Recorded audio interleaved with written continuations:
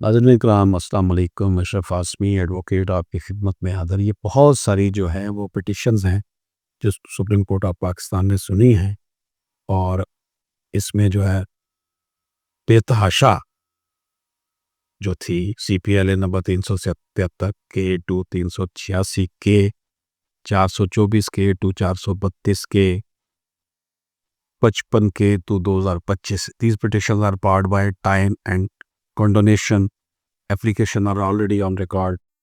تو یہ ایک بڑی لمبی چوڑی ایک لسٹ ہے جن لوگوں کی یہ اپیلیں تھی جو یہاں پہ ایشوئی، ان کو کٹھے ڈسپوز آف کیا ہمارے پاس سپریم کورٹ آف پاکستان نے۔ تو آج ہم اس کی بات کریں گے۔ ناظرین اکرام، جسٹس محمد علی مظہر صاحب نے اس کیس کا فیصلہ کیا ہے۔ ناظرین، آپ پاکستان میں ہو، پاکستان سے باہر ہو، اگر آپ نے کوئی کیس تیار کرانا ہے، کسی کیس کا جواب تیار کرانا ہے، کسی کیس کی بحث تیار کرانی ہے، کوئی قانونی مشورہ لینا ہے، تو آپ ہماری لیگل ٹیم کی خدمات لے سکتے ہیں۔ ہمارا واٹس ایپ نمبر ہے 0300426278۔ اس پہ آپ وائس میسج کریں یا ٹیکسٹ کریں۔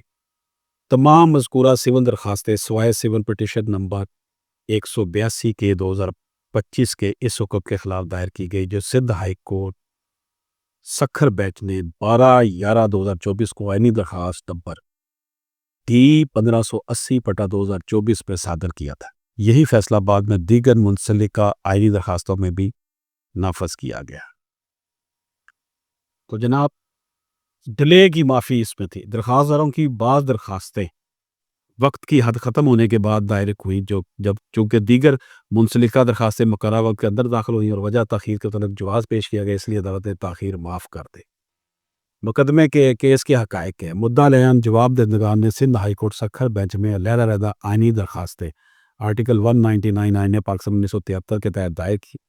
انہوں نے استدعا کی کہ انہیں گریڈ 1 تا 4 کی غیر تکنیکی اسامیوں پر ملازمت میں شامل انہیں دیا جائے، کیونکہ ڈسٹرکٹ ریکروٹمنٹ کمیٹی DRC نے ان کی سفارشات اور آفر لیٹر جاری کیے تھے۔ مزید یہ بھی کہا گیا کہ انہیں تنخواہوں کی ادائیگی شروع کرنے کا حکم دیا جائے، جیسا کہ ہائی کورٹ نے 18/9/2024 کو آئینی درخواست نمبر 1435D/2023 میں دیا تھا۔ حکومت سندھ کا موقف کیا تھا کہ پہلے ہی ہائی کورٹ 3/2023 کو دو دیگر آئینی درخواستوں میں فیصلہ دیتے ہوئے اس نے کہا تھا کہ امیدوار آئندہ بھرتی کے عمل میں شامل اور بھرتی کی پالیسی 3/3/2020 اور 26/4/2023 کی گائیڈ لائنز کے مطابق تمام اسامیاں پر کی جائیں، لیکن موجودہ معاملات میں ہائی کورٹ نے محض پرانے فیصلوں پر انحصار کر کے تمام آئینی درخواستیں نمٹا دیں اور نہ حکومت کو جواب داخل کرنے کا موقع دیا اور نہ یہ دیکھا کہ اشتہارات اور بھرتی کے قواعد الگ الگ تھے۔ سندھ حکومت کا موقف کیا تھا؟ یہ ایڈوکیٹ جنرل سندھ نے دیا کہ بھرتی کے حوالے سے متنازع حقائق تھے جو ریٹ جیورسڈکشن میں طے نہیں ہو سکتے۔ ڈسٹرکٹ ریکروٹمنٹ کمیٹی کی سفارش کسی امیدوار کو قانونی حق یا جائز توقع نہیں دیتی۔ ہائی کورٹ نے مختلف نوعیت کے اشتہارات کو ایک ہی طرح کا قرار دے کر یکساں فیصلہ دیا، حالانکہ ہر اشتہار اور ہر محکمے کی شرائط الگ تھی۔ حکومت نے وقت مانگا تھا تاکہ جواب جمع کروا سکے، مگر عدالت نے انکار کر دیا۔ مدعا علیان کا موقف کیا تھا؟ مدعا علیان کے وکلاء نے تسلیم کیا کہ اشتہارات مختلف تھے، مگر کہا انہیں DRC کی سفارش پر آفر لیٹر جاری ہوئے، بعض کو تو جوائننگ بھی کرائی گئی اور انہوں نے کام بھی کیا، بعد میں بغیر کسی شنوائی کے برطرف کر دیا گیا، جو آئین کے آرٹیکل 10A کی منصفانہ ٹرائل کا حق کے خلاف ورزی ہے۔ سپریم کورٹ نے کہا جب بھرتی یا تقرری پر تنازع تو ہائی کورٹ آئینی دائرہ اختیار میں پیچیدہ حقائق پر ثبوت ریکارڈ نہیں کر سکتی، البتہ اگر ریکارڈ اور محکمہ جاتی کمنٹس موجود ہو تو فیصلہ دیا جا سکتا ہے۔ آئینی دائرہ آرٹیکل 199 فوری اور مؤثر انصاف کے لیے، مگر یہ تب ہی ممکن ہے جب معاملہ واضح اور پیچیدہ شواہد کی ضرورت نہ ہو۔ عدالت نے تفصیل سے بتایا کہ میوٹینٹس ایک لاطینی اصطلاح ہے جس کا مطلب ہے ضروری تبدیلیوں کے ساتھ اطلاق۔ اس کا مطلب ہے کہ ایک حکم یا اصول دوسرے معاملے پر بھی لاگو ہوگا، مگر صرف ان تبدیلیوں کے ساتھ جو لازمی ہوں۔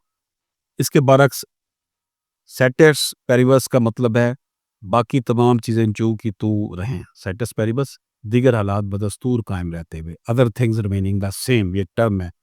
عدالت نے متعدد قانونی لغات، بلیک لا ڈکشنری، آکسفورڈ لا ڈکشنری کے حوالے دیے۔ پاکستانی عدلیہ نے بھی اس کا مطلب یہی لیا ہے کہ ضروری تبدیلیوں کے بعد اطلاع۔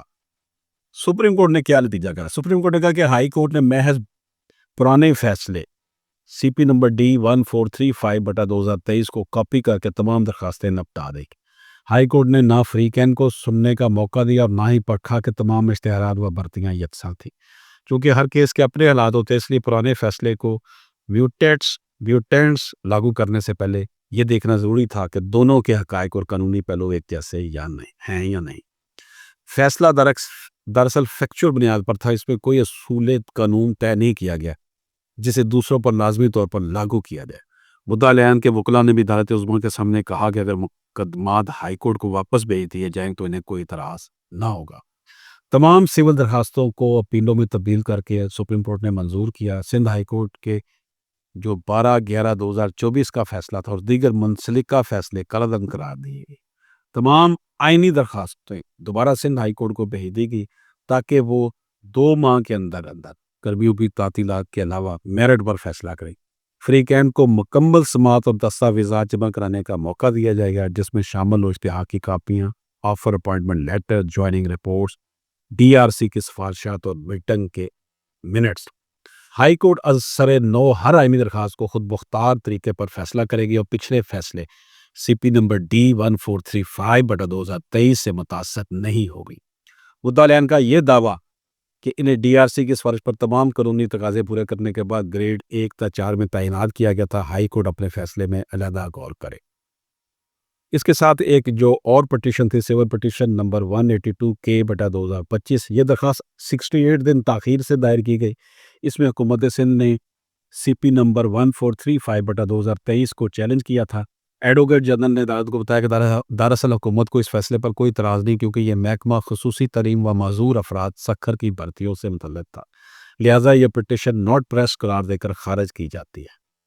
تو جناب سپریم کورٹ نے سندھ ہائی کورٹ کے فیصلے کو کالعدم قرار دے کر تمام بھرتیوں کے معاملات دوبارہ ہائی کورٹ کو بھیج دیے تاکہ میرٹ پر نئے سرے سے سماعت ہو، اور کہا کہ صرف پرانے فیصلوں کو میوٹینٹس لاگو کرنا درست نہیں تھا۔